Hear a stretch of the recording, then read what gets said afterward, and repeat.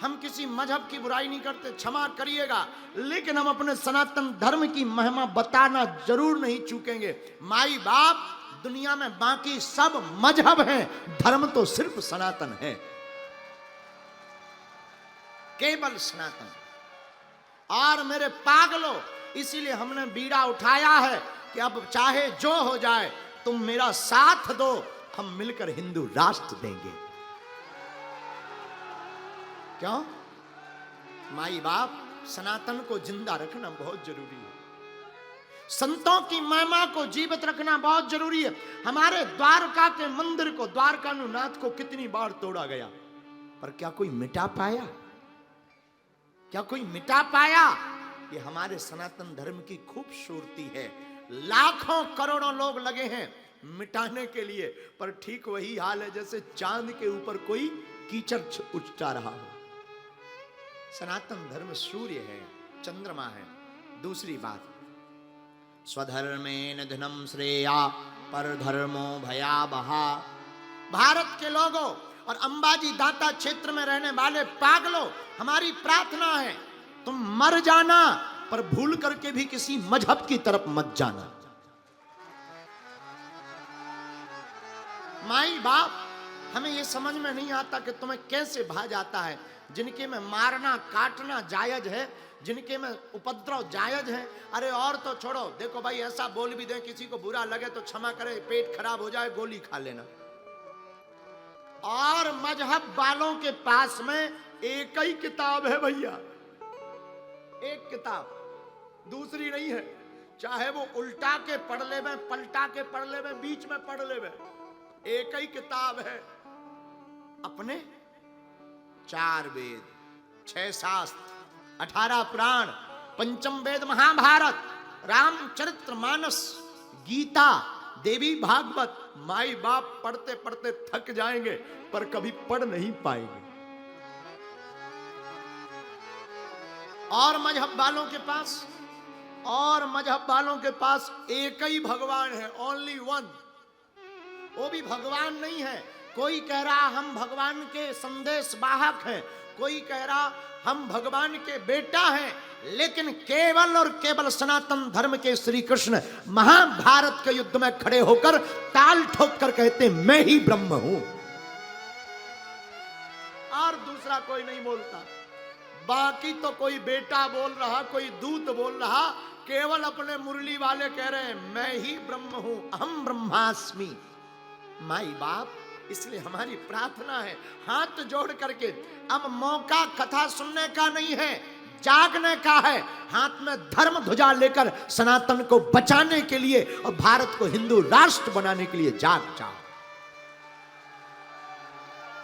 एक हो जाओ।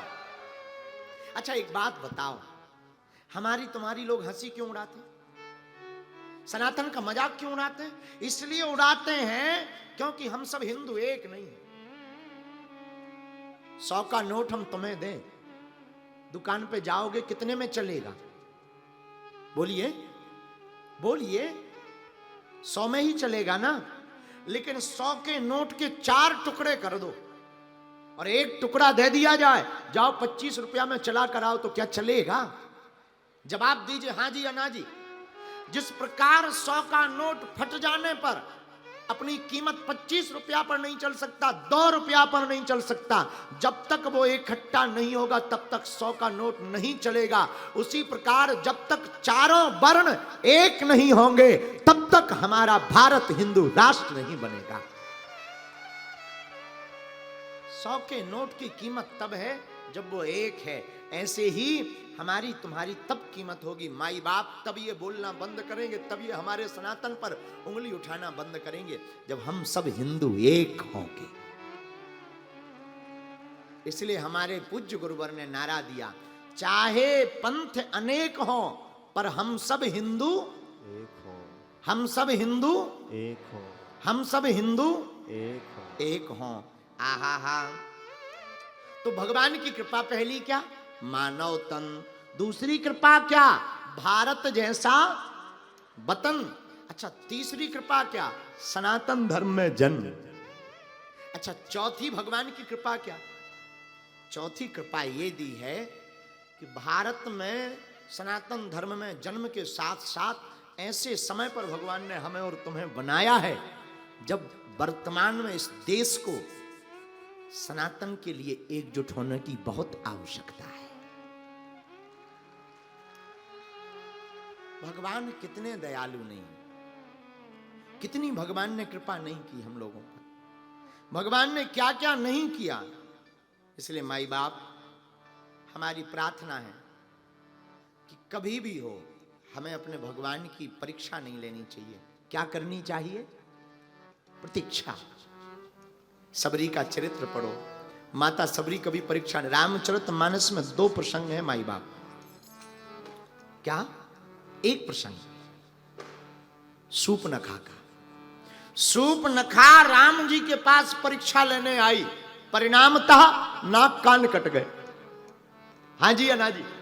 कट गए ना। और हमारी सबरी माता ने परीक्षा नहीं ली, भगवान की प्रतीक्षा की। तो क्या हुआ? राम जी झोपड़ी में आए। एक बार त्रेता युग में भगवान शंकर अपनी अर्धांगिनी हमारी आपकी भगवती माता सती को लेकर के गए। कहां? बोले कुंभज ऋषि के पास। कुंभज ऋषि कौन? जो घड़े से प्रकट भय। जैसे ही गए, माता सती ने पूछा, भोले बाबा कहां जा रहे हैं? शंकर जी बोले, कथा सुनने जा रहे। अच्छा एक बात बोले, कुछ लोग अपने मन से कथा में नहीं आते, पड़ोसी पड़ोसन को देख करके आते। चलो भाई वो चल रहे तो हमें भी चलना चाहिए। और कुछ लोग कथा में थोड़ी आते। कथा में श्रोता भी कई प्रकार के होते हैं। एक होते हैं श्रोता, एक होते हैं सरोता, एक होते हैं सोता, और एक होते वास्तविक श्रोता। 4 प्रकार के श्रोता होते हैं। एक कथा में आएंगे, बैठ जाएंगे, और जैसे ही बैठेंगे तुरंत उन्हें ऐसी नींद आएगी जैसे डबल बेड डला हो, एकदम आंखें बंद, लग सो रहे। और जब कथा पूरी हो जाए उन्हें, अरे यार थोड़ी और चलने देते, 5-10 मिनट और कह लेते, क्या बिगड़ जाता है? ये कौन है? ये श्रोता नहीं है, ये सोता है। सोता। एक हमारा चेला था हरियाणा में, भारी मोटा, 250 केजी का, बहुत मोटा, 250 केजी का। उसके लिए कपड़े ही अलग से बनते थे। हमारा चेला, नाम चंगीलाल, प्रदेश हरियाणा। हमने कथा सुनाई, और कथा सुनाई हमारे सामने बैठता था, जैसे तुम लोग बैठे, ऐसे ही बैठता था। लेकिन वो सामने बैठे हो, जैसे ही हम कथा शुरू करें तुरंत, 1 दिन हो गया, 2 दिन हो गया, 3 दिन हो गया, हमारा दिमाग खराब हो गया।